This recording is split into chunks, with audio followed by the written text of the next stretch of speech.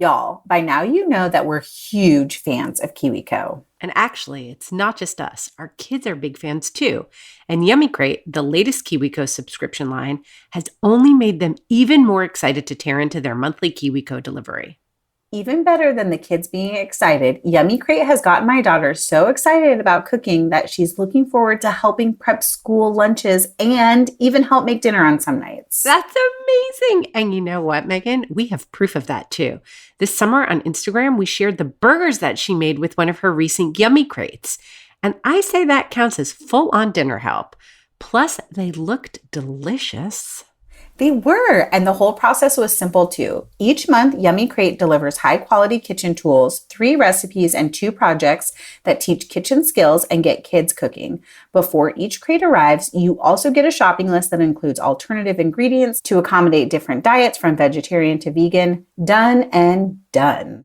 KiwiGo is designed to foster a love of science and cooking in kids ages 6 to 14 with recipes and activities that explore hands-on experimentation. And there it is, all really happening in your very own kitchen. And it can happen in yours too. Feed your kids' curiosity this fall with hands-on kitchen experiments with Yummy Crate from KiwiCo. It's easy with no commitment. You can pause or cancel anytime. And Didn't I Just Feed You listeners get 50% off their first month plus free shipping with the code DIJFY at kiwico.com. That's 50% off your first month at kiwico.com. Promo code DIJFY, short for Didn't I Just Feed You?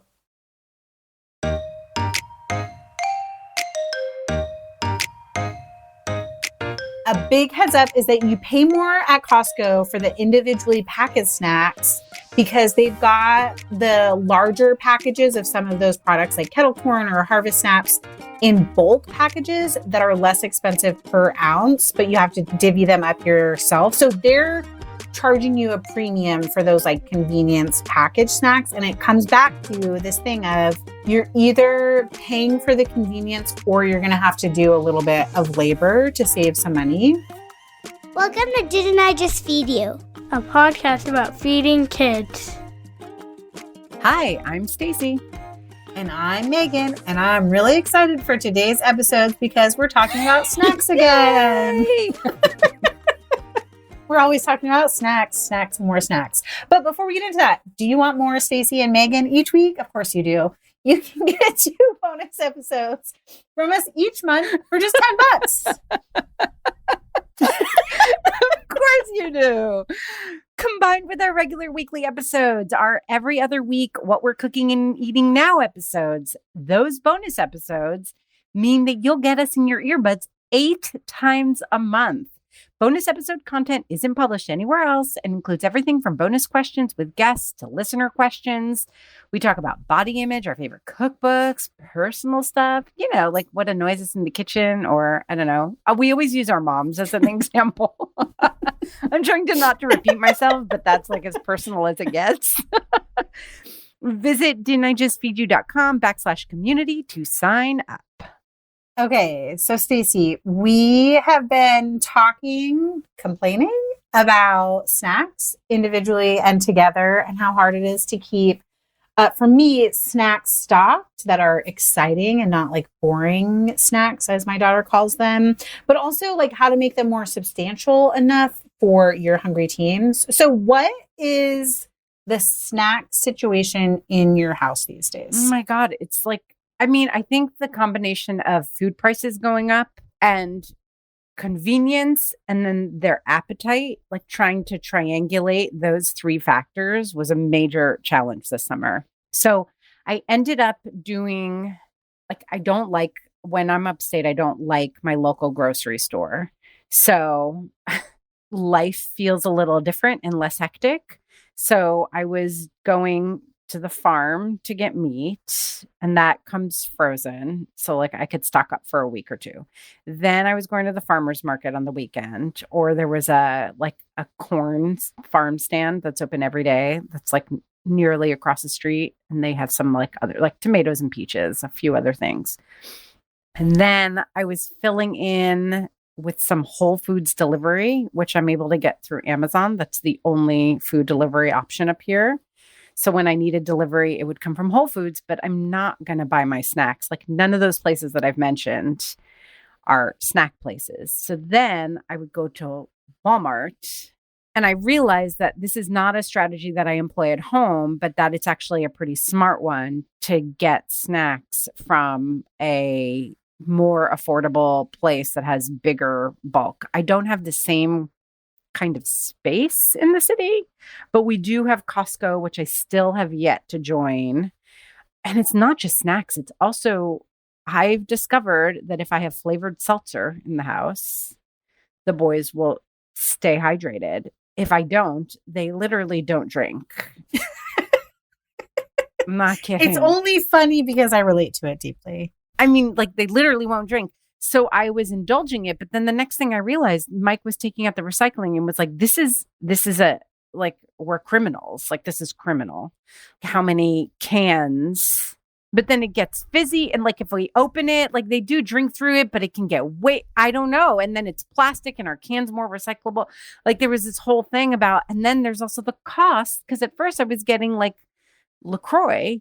And Mike was like, there's no way, like, that's insane. We're not going to continue buying LaCroix. They literally drink 5 or 6 cans a day. Yeah. So you're talking like $100+ a week. It's insane. Yes. Okay. Of just hydration. They're not even getting full. Just hydration. So then I switched over to getting at Walmart, although I still don't feel like cans are a sustainable solution. So anyway, the point is, it's just been really hard to balance all these things with the kids home full time as they were in the summer. I think it's going to be a little different for me versus for you now that school's starting, because I feel like you're more responsible, like at the ages that your kids are at, you're still more responsible for their snacking. I have a little bit of a reprieve from the snacking insanity that I experienced the last few months because, you know, they're off at school and they're doing their own thing and they get pizza after school if there's practice. Like, I don't have to worry as much about being the provider or packing snacks. But it got us thinking about bulk snacks and how can we just like have a lot of heft for as little price point as possible. I think that a lot of the solutions that we tout, popcorn, make your own trail mix. These things are a really hard sell to teenagers, is what I learned. They're also labor. Yeah.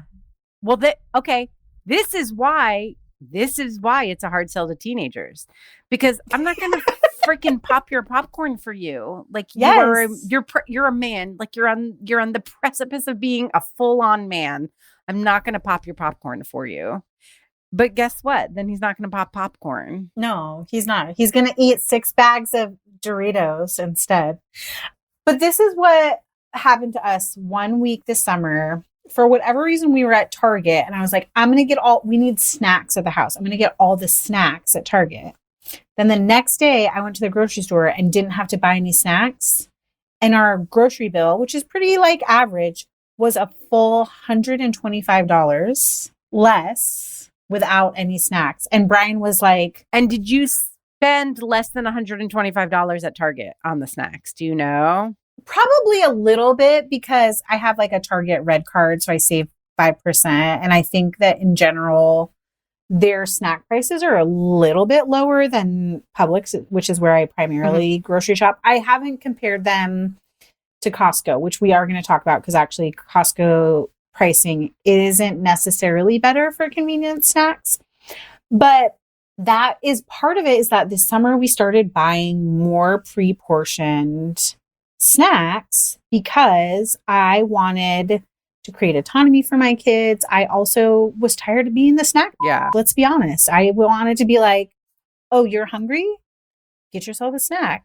But then the thing that I found, even with my littler kids, is like, then they're grabbing a thing of Pirate's Booty, that like individual thing of Pirate's Booty, and a thing of gummy snacks, and a thing of Cheez-Its, and like eating through all the packaged snacks and the air quotes fun snacks, as they call them. And then like by Wednesday or Thursday, they're like, oh, there's no good snacks left in the house. Horrible. And they don't want to slice an apple or wait for popcorn to be popped or anything like that. You know what I So, had beef with this summer? Little Bites. So I never, Little Bites. Oh my I've God. never purchased Little Bites for my kids when they were little.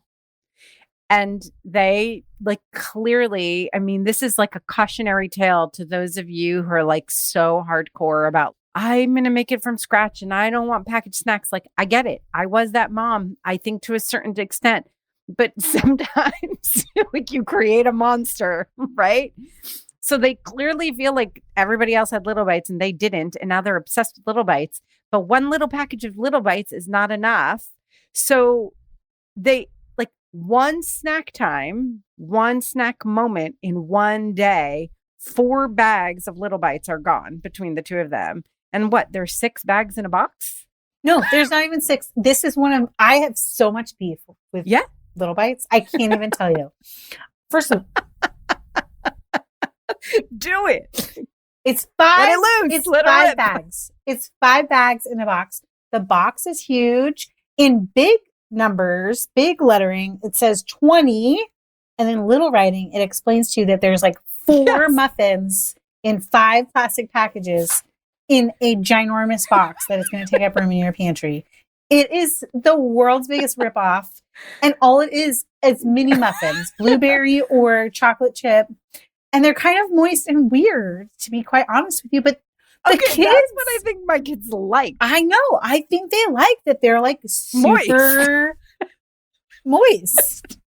I have such a beef with I Little will tell you Bites. that one time I bought the Little Bites coffee cake bites. Okay. That was my jam. I was like, oh, I can get down with these. But I agree with you about the muffins. Such a ripoff. The moist thing is weird. It's so weird. But I really do think that's what they like about it. I'm sorry. I got us so off track because No, I just Can I take can't. us off track even further? Yes, please. Because another day, so Mike is really not down with this. Give them autonomy, give them access to whatever. Like they have to manage themselves. He's like, I think that's BS. Like I want healthy foods in the house. And like they're teenagers, they should go off and I think that in working through my own things about intuitive eating, like probably went extreme to another end where it was like, have all the things and you manage them. And he's like, Mike is like, our kids literally eat devil dogs all the time and don't eat anything healthy. And like, I don't know how you are okay with this. So he went one day, I had to send him to Walmart with Oliver and we had guests coming. So I was like, just get snacks, get a bunch of snacks because we're going to have a bunch of kids in the house. And he came back and one of the things he had was actually devil dogs. That was the first time. That was when we like broke the devil dog seal. And I was like, Mike, you bought devil dogs? And he was like, I don't know. I just gave up. Like, I don't even understand what you do anymore or what you buy or why. Like, I couldn't argue with them. So he bought devil dogs. Have you eaten a devil dog recently? No, I have not. Megan, it literally becomes dust in your mouth. It's Yeah. like very weird happens. The minute that weird dusty cake hits saliva, there's some weird chemical reaction where it disintegrates into some mush that inevitably sticks to the roof of your mouth. Or you have to, with your tongue, like scrape it off. You need like a Capri Sun to get up in there. To like the wash straw. it out. It's like Yes. a power wash. It's like when you power wash your deck or something. You have to power wash the devil dog off the roof of your mouth with the Capri Sun.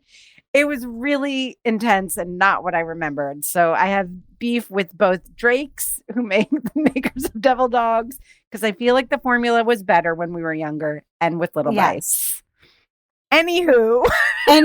That's funny that Mike's like, I don't even know what you do anymore. Because Brian's response to me being like, groceries were $125 less. And he's like, what did you do differently? I was like, I didn't buy any snacks at this grocery shop.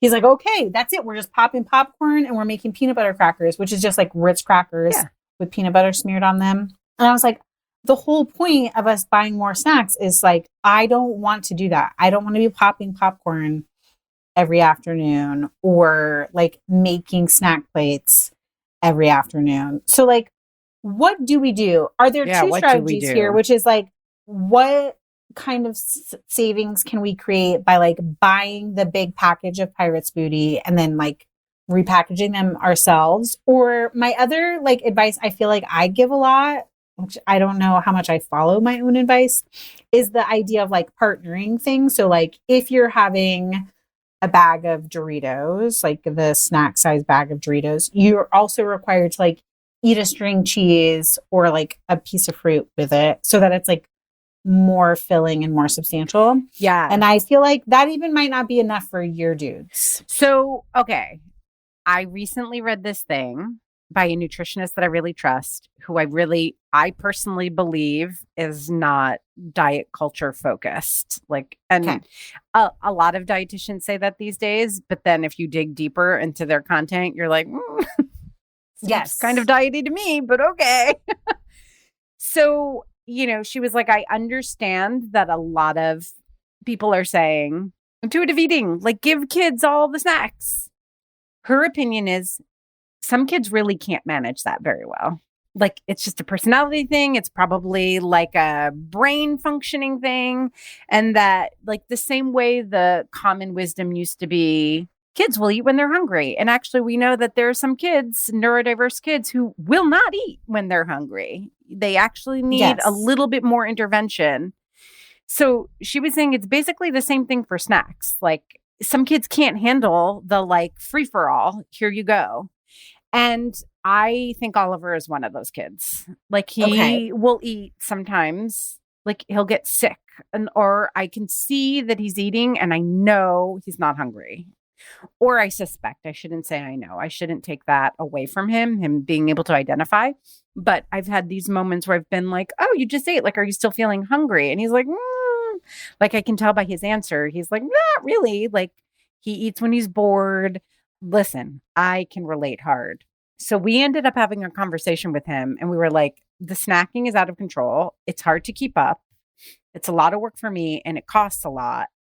And then also there's some food waste because I'm also buying fruit. Like this is the season. I'm buying fruit. I've been buying string cheese. You don't even go into the refrigerator. Right. So we need to just have a talk about it. I want you to make your own decisions. I'm not coming in to intervene and tell you what to do. I don't remember exactly our conversation because these are conversations that I muddle through. Like sometimes I have really good parenting clarity around food. It's a little bit trickier for me.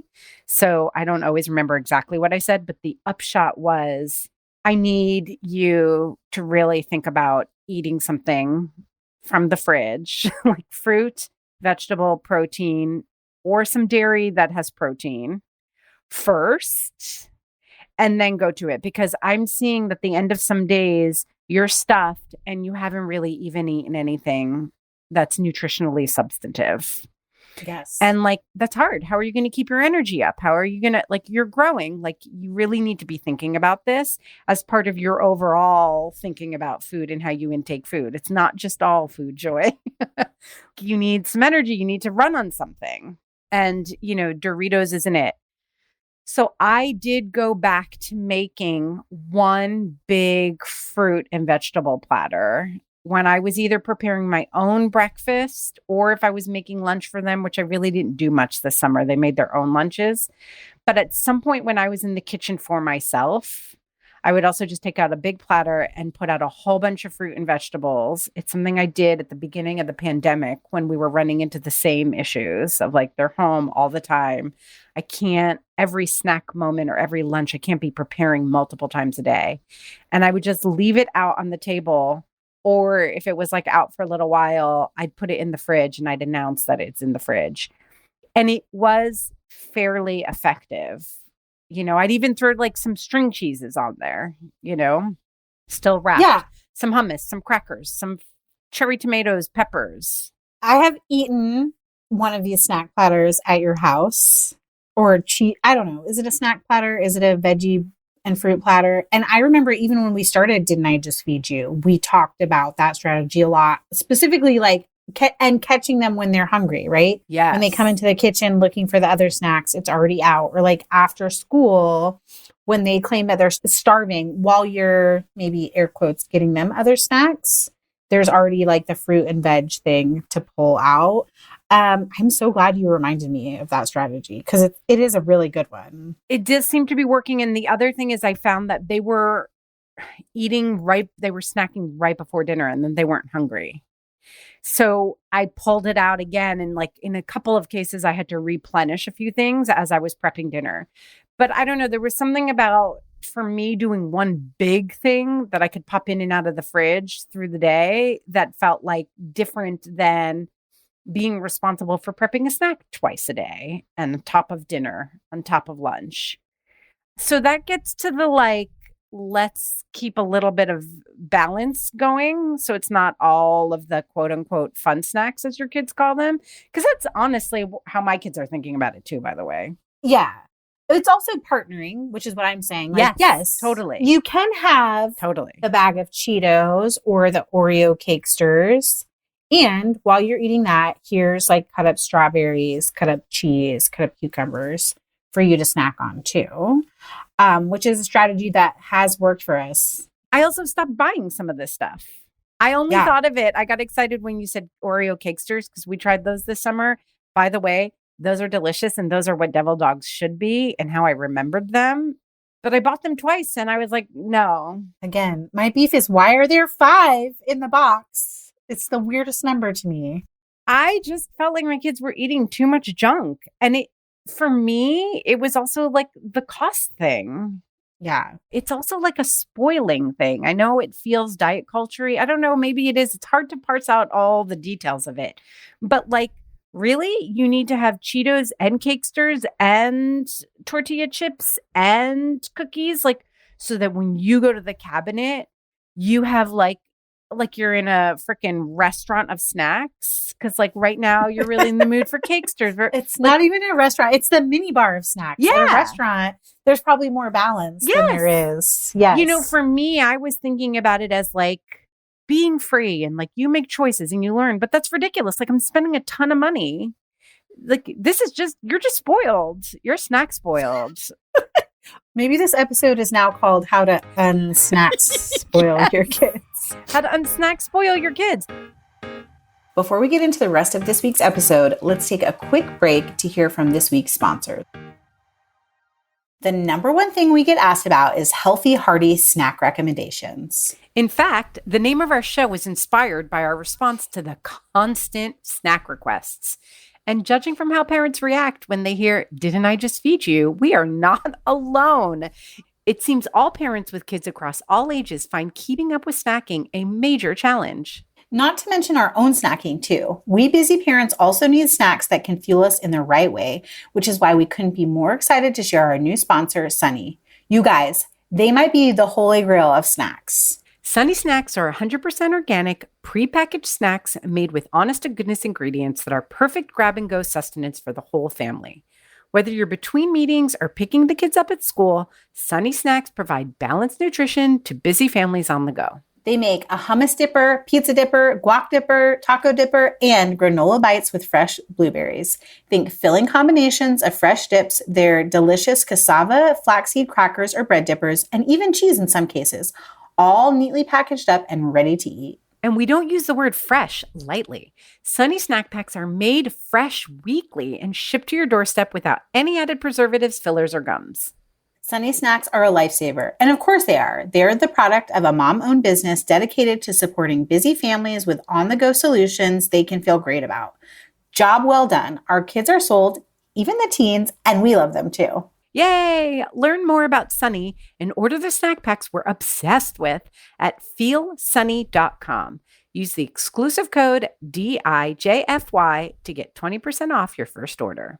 That's 20% off at feelsunnie.com, code DIJFY, short for Didn't I Just Feed You?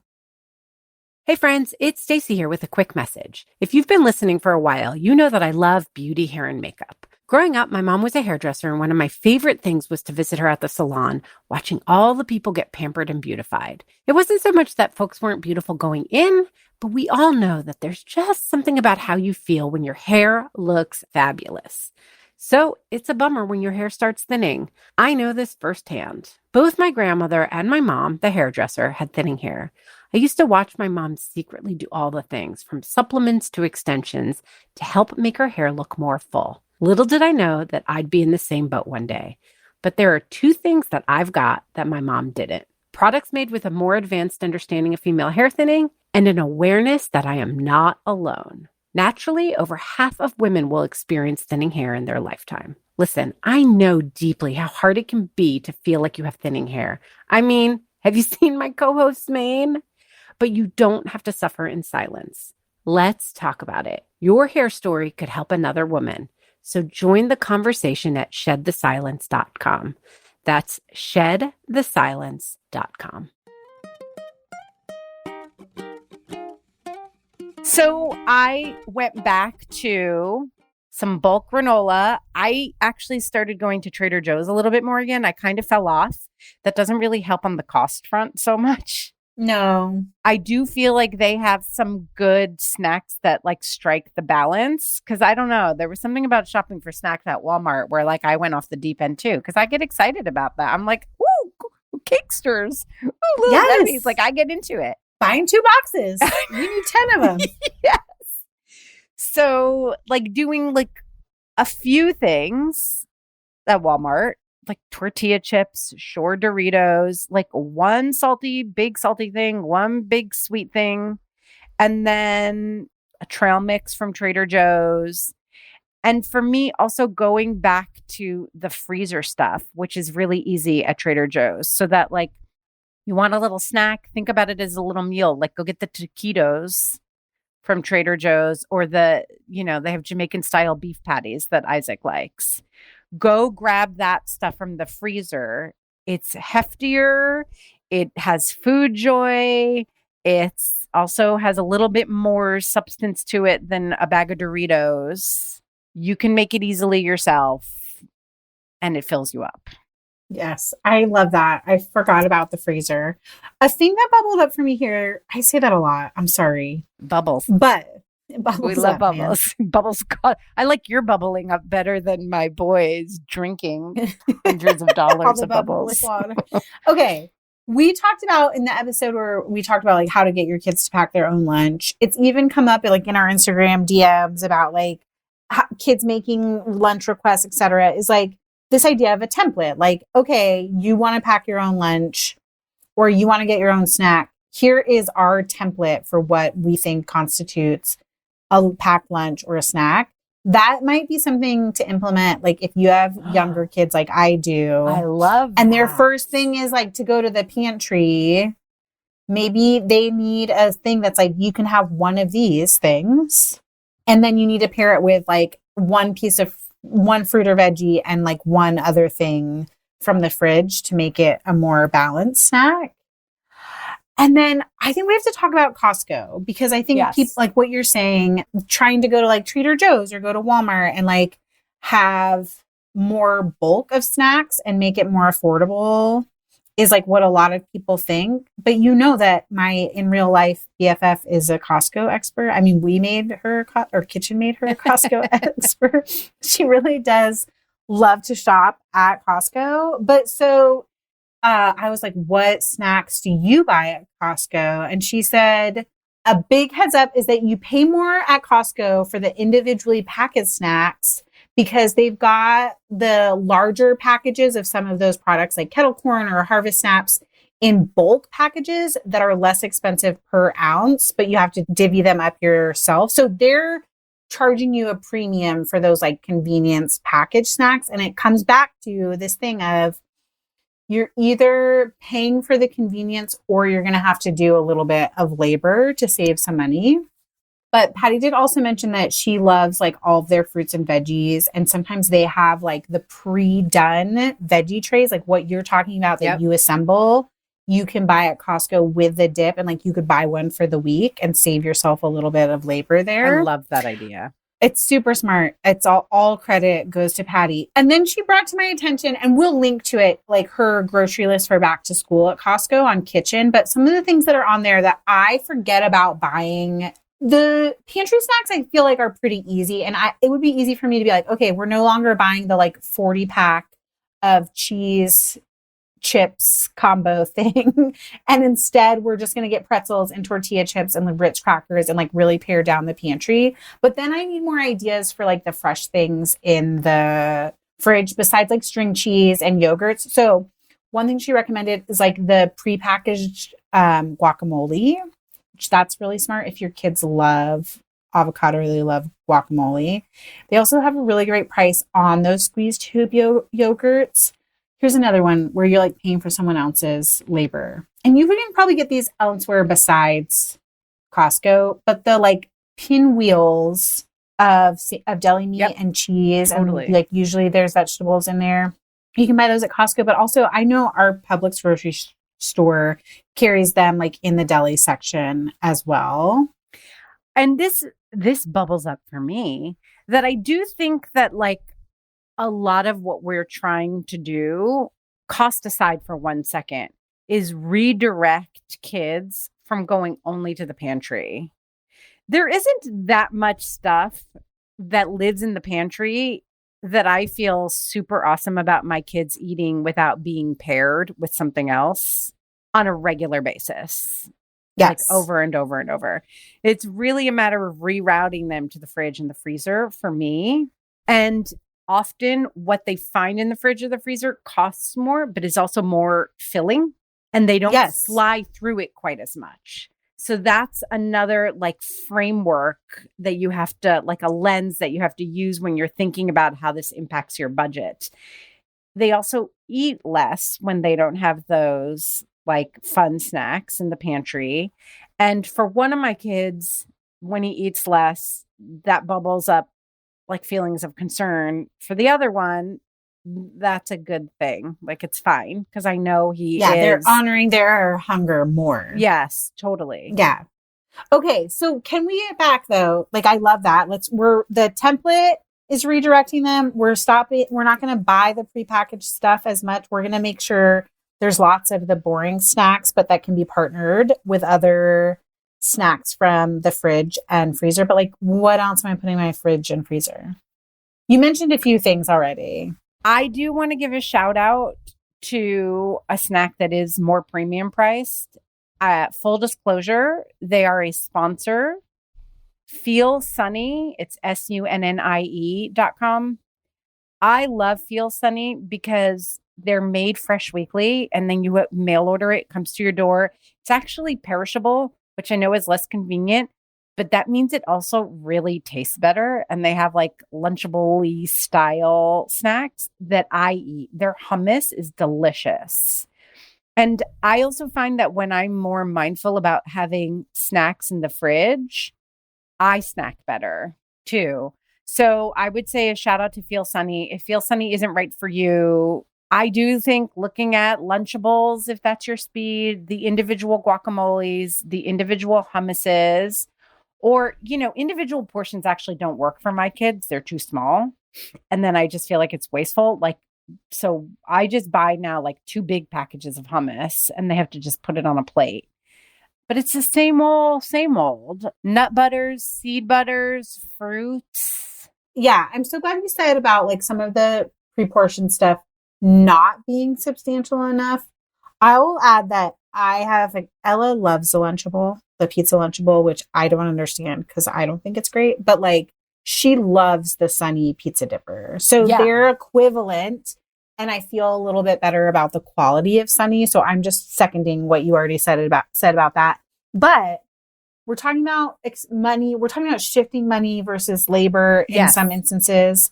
And maybe the thing is that like you need more snack containers where once a week maybe you can't afford the super premium already packaged, but you could buy the Good Cooks half cup snack containers that we love so much in my house and like reuse those over and over again. And instead of every day making snacks, once a week, you're packing up 10 of those and stacking them in the fridge. That's another great use of your like time and resources in a different way. And also, when you have older kids, having them help you do that. Partly it's just what's available to them. It's going back to this snack spoiling.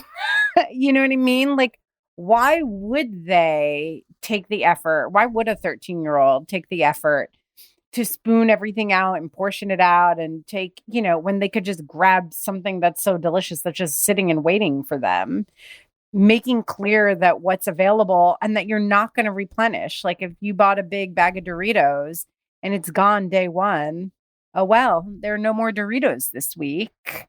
Let's get together and make a couple of snack packs so that they're grab and go like before practice or like on your way to school or as soon as you get home and you have homework. Like, when a kid comes home from school, it's a lot of work that they've been putting in. They don't want to make prep a snack any more than we want to stop working or stop what we're doing and make a snack either, There's something so funny for me when you're like, oh, you ate the Doritos, SOL.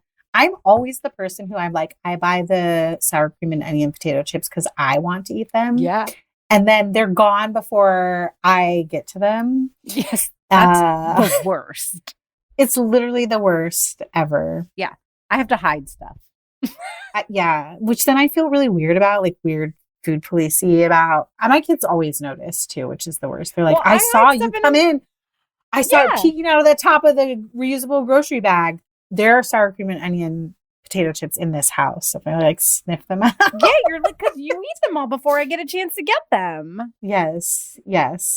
I don't know. I think that's a legit move. Okay. That's what I want to know now from our listeners. Like, where do you hide your snack? I want to know too. So something always gives. There's our labor. There's, I don't know, do you want to call it like nutrition? And then there's cost. And that there is a push and pull between these things. And I don't think that we have found the exact right balance when you're feeding kids. I think that it's a lot easier when you're feeding yourself because, popping popcorn, cutting up some cucumbers, making it delicious, like taking chili crisp and stirring it into yogurt. You don't always have the time. I think time is another factor that like budget could be financial budget and time budget. But I do feel like you get some direct satisfaction. And generally speaking, grown-up tastes are a little bit different. Yeah, we love Cakesters too, but like I'd be pretty psyched with like a yogurt chili crisp dip and a whole bunch of veggies as my snack. But like my kids, not so much. No matter how delicious they think it is, they'd always rather a bag of Doritos. And that just isn't true for me. I wouldn't always rather that. Right. So something has to give. And I don't think that it's easy to come up with a clear-cut answer because I think what has to give depends on each family's values and priorities. Yes. I think there's something here too where, and you said this earlier, like about, the snacks you feed for yourself and how you've gone from one end of the spectrum to like you were making mini muffins at home for your kids so they never had the little bites to like now you just have all the prepackaged foods, the devil dogs in the house. Like we can't discount for all the things that trip us up, whether it's like questions about budget or questions about like health and feeding and like even that you mentioned all the cans, like even the environment. We can't discount the fact that like some of what we're doing when we're raising our kids is a reaction to how we were raised and Completely. looking at it through that lens of like, there were times in my life where there wasn't really enough food. And so if there was a thing of Little Debbie's in the house, we had to go to town on it. And reminding myself of that, if only to give myself credit for the fact that my kids have they have autonomy. They're not growing up with the scarcity mindset. And even though we joke about like snacks spoiling them, it is both a privilege and a luxury to be able to do that. And also to have the awareness to like bring it back in when we need to too. Totally. I think that's a really great point. And I wonder, maybe we're getting too deep now. You and I love it. I know you and I can go there. I don't know that everybody needs to or wants to go there with us. But the fact that snacks is such a hot button for parents, meals too, but snacks, people write to us constantly about like snacks. If it's a direct result of exactly what you're saying, that snacks hit that thing where like, what is a snack supposed to be? When you're a parent, you want it to be nutritious because you want to feel like you're doing right by your kid. But like snacks is joy, like snacks is food joy. You know what I mean? Yes. Snacks is like the good stuff. Like we joke about our kids calling it the fun snack, but I mean the fun foods. But like we feel that way too. Right. And we grew up in diet culture, but now everybody's aware of diet culture and talking about diet culture. Snacks also cost a lot. You know, it hits all these deep emotional issues in a way that I know feeding other meals does too. But maybe there's something about snacks that's like a lightning rod for all this deep stuff around like diet culture and food joy and budget and money and like spoiling kids versus teaching kids. Like snacks really becomes this like hot button moment in the day for all of this stuff that is deep and interesting to think about and talk about, like when it's you and me on a mic talking to all our friends out there listening, but can feel like a lot and can feel a little like overwhelming when you're just in the thick of parenting through your day, you know? Yeah. So it's a good place to be to do our favorite reminder, which is like, if you're listening to this and any of it feels like we're calling you out, or what is the word? Like you feel attacked. I don't know. Like we have any of it. It's all us too. We feel that way too. It's just like the reminder that however you're doing it, you're doing a great job, that you're like listening. You're such a good job. Yes. A better job than you think or that you can see. Yes. Even if it's Doritos, Cakesters, and Little Bites 24/7. I completely agree. And hopefully there's some practical ideas here too that you can like figure out. Are you trying to save your time? Are you trying to save your money? Are you trying to shift the balance of what your kids are eating? There are some practical ideas here for you today. Yes. And if you hate all of our ideas, you know who's going to have more and better ideas. We're completely unhelpful. No. No, we're doing great. You're doing great. We got to remind ourselves. You're already doing so well. Okay. Our favorite place on the internet is our listeners community, and we hope that you've joined us there already. If not, join for free at didn'tijustfeedyou.com/community. Or if you want those bonus episodes, because you know you want to hear more from us, join our supporting community. You can also follow us on Instagram, where we are at Didn't I Just Feed You? Keep in touch by signing up for our newsletter. A humongous thank you to our producer, Samantha Gatzik. I am Stacy. And I'm Megan. Stay sane and well fed until next week. Be sure to subscribe to Didn't I Just Feed You wherever you're listening. And don't forget to rate and review.